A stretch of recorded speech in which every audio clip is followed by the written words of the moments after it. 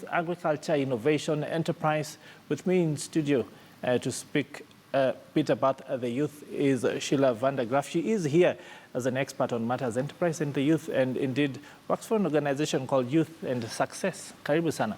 Asante sana. Now, first off, what exactly is Youth and Success? Why is it called Youth and Success?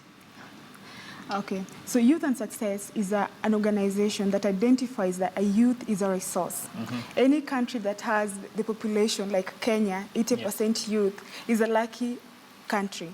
So for us, if that youth is empowered between the age of 18 to 35, so our organization identifies the youth as just the national, the way Kenya defines the youth between the age of 18 to 35. And right now, Kenya is 80% youth. So for us is identifying opportunities where this population can get jobs, can be part of job creation, can also get educated, and also with that population, they can uplift the country.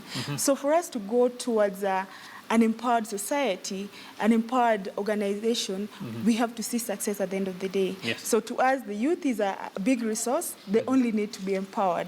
So if you mix the two, there's success. Well, indeed, 80% of this country is youth. 84% of this economy depends directly on agriculture. But the average age of a Kenyan farmer is north of 60 years old. What can we do to start knitting these two together, to start getting the youth to start going into agriculture in a way that will make them successful? Good question and good inputs. Actually, we rely a lot on the agricultural produce. And when we were growing up, we were being told you have to get a job, go into the blue, white collar market. Our organization is taking it a little bit different, and the country has also taken it a little bit different. We've encouraged the youth to go into agriculture, and that's a very good thing. But as an organization, we realize that there is a missing gap.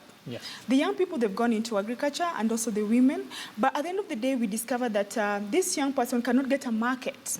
So as our organization, after a trip we did in the US, we learned a very new concept and a very good concept called farmers market, whereby these young people can come together. We find market for them. So with the partnership with Greenspan Mall, we're in a position to now we have market every first and last weekend of every month. Just hold that thought, because I want to go about this in a different way altogether. First off, there's an event on Friday that is supposed to bring together these youth so that they can then start to engage with the organization. Please tell us something about that so that we can then start to explain the concept. Okay. So our organization, we are governed by 7 main pillars. But for this event coming up on Friday, that's the 21st, it's an entrepreneurship and employability pillar. We believe, as I said earlier, the youth is a resource. They've gone into various businesses. They're looking into engaging in various businesses. And what they need, and what they've expressed, they need training. So we organize various forums like exhibition and conferences where various people who've made it in life, the young entrepreneurs, the corporate people, the CEOs can come in and mentor them. So on Friday, we're expecting, and actually with a membership of over 10,000, we are expecting over 1,000 youth from 17 constituencies of Nairobi County to come together and discuss how they can scale up their business, what are the opportunities, the challenges, and the corporate and the government, what can they bring on board? So it will be an interactive. It's not the first time we are doing this. We actually did the last one in November. So we do it we've done it so far in 4 counties. For the Friday one, we have various partners who've come on board. We'll be discussing 3 thematic areas. That's the transport. How can the youth indulge in the transport industry? You see most of the drivers. Bring in some sanity. Bring in some sanity. So we'll have a representation from NTSA, the private sectors like General Motors. Miss Rita Kavashe will be there as from the private sectors. We'll have the government, NTSA. We'll have private those who've invested in transport, so that they can give us what is the real thing going into the matatu industry? How can we as youth change the language whereby we are told matatu, it's not good to invest in matatu? Can we take advantage of the industry? Because in any country, we depend a lot on transport.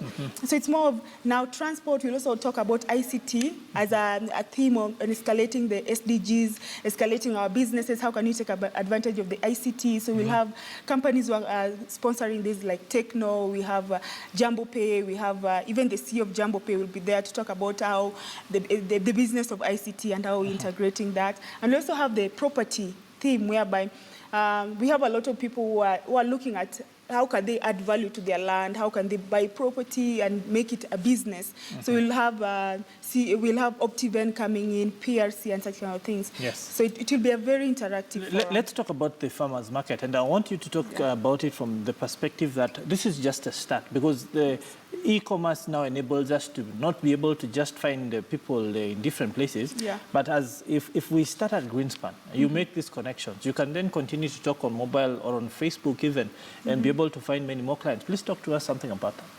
Yeah, so how the farmers market came into place, we discovered that our member, Youth and Success, is a membership organization, and mostly we realized that our members who had gone into agriculture, they are doing, yes, the online sales, but they also wanted a one-on-one interaction.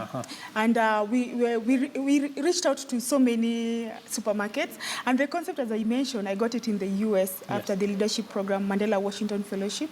And we discovered that through the farmers market, they can sell their products, but they can also interact with the community. In that, they can talk about how can we access the market, how can we bring down the price of ugali, unga, and such kind of things. So it will be more of, and also they can form a corporate, a cooperative where they can also access finances and all that. So it's just a step into accelerating the youths who've gone into agriculture and also agribusiness. Well, let's talk a bit about the fact that, well, these are just, well, some pillars of the organization. There are several others which we haven't touched on. Maybe you can explain to us what those are and what they mean for the youth and women. Thank you. So we apart from entrepreneurship and employability is whereby we train the youth on the employability skills, and we partner with various organizations and campuses. We've actually worked with the University of Nairobi, Kenyatta University, to start us off. We also believe that information, education, and communication is a strong pillar, and that's another pillar that makes part of us. And we even have our own magazine, Youth and Success magazine.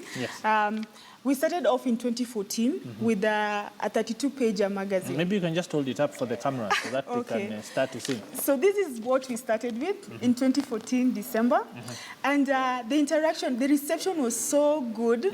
And we highlight issues on policy, issues on education, issues on how the youths have gone through the challenges and have gone, have made it in life. Let me just take a look, because, So you're saying this looks like it was the first edition? Yes. It's the first edition, and this is the current one. So our readership, we partnered with the universities, libraries. You can't get it on the streets, so we partnered with various organizations. So if I want a copy, where do I find it? First of all, we'll direct you to our various organizations we've partnered with.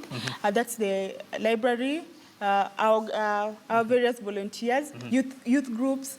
We also partnered with the churches. Because we discovered that most youths don't buy magazine on the streets. They can't afford to.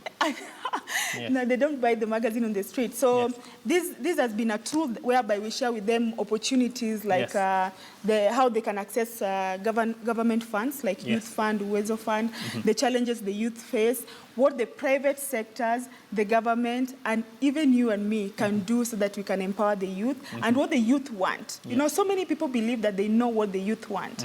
And we have a category called senior youth. You know, those who believe that they're still youth, but they can talk on behalf of the youth. But actually what the youth want is different from what we are seeing on the picture. So we highlight that, and so right now we are at a readership of over 400,000.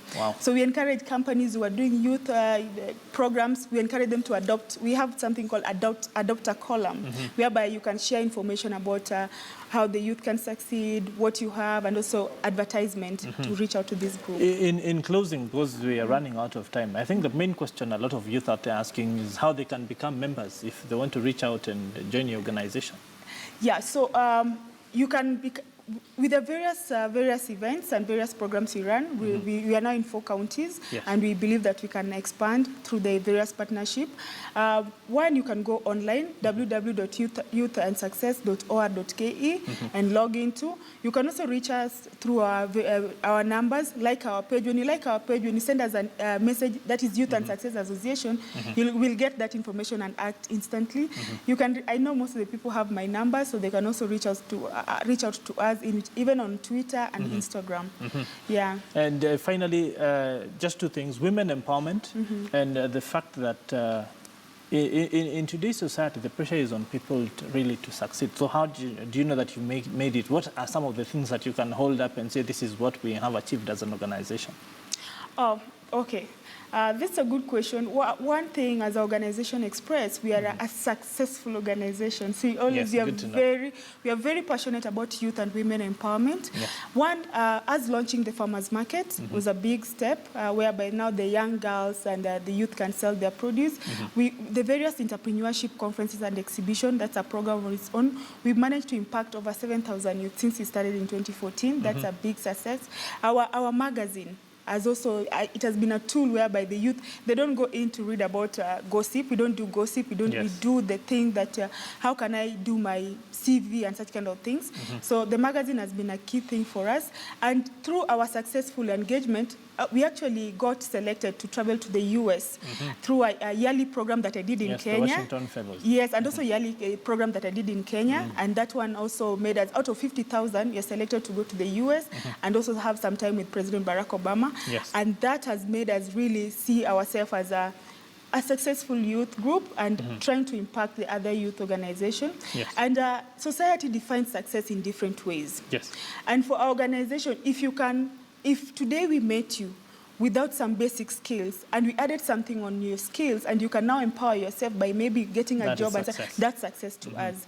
And it varies, as I said. But our organization so far, people who've interacted, like our partners, NHIF, who've interacted with us from the beginning, they've seen the successful way that we've interacted. So we are very grateful that, and we encourage the government, the private sectors, the media to please support the youth. And about the women, right now, the gender bill, we as an organization, we are looking very keenly, on how the political parties will take that from their nomination and competing, giving women and youth fair chances to also take political leadership and also to embrace them in terms of leadership. We encourage them not to speak on behalf of the youth, not to speak on the behalf of the women, but give them opportunity. And lastly, about the girl-child education. I'm very passionate about girl-child education. In this time and age, we should not be talking about girls missing school because of their menstrual period.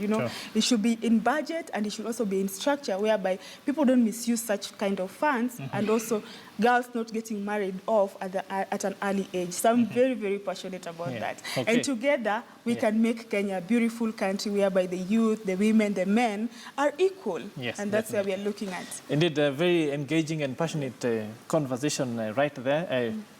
Thank you for taking the time to talk to us and indeed to encourage the youth out there to be able to take a look for themselves. The proof of the pudding will indeed be in the eating. Shilev and Graf, they're talking to us passionately about youth and success. Well, we want to proceed in a short break, but when we come back, we have more updates on news making business headlines from right across the region. Stay with us here on KTN Business Today. My name is Peter Akaba. We'll be back in just a moment.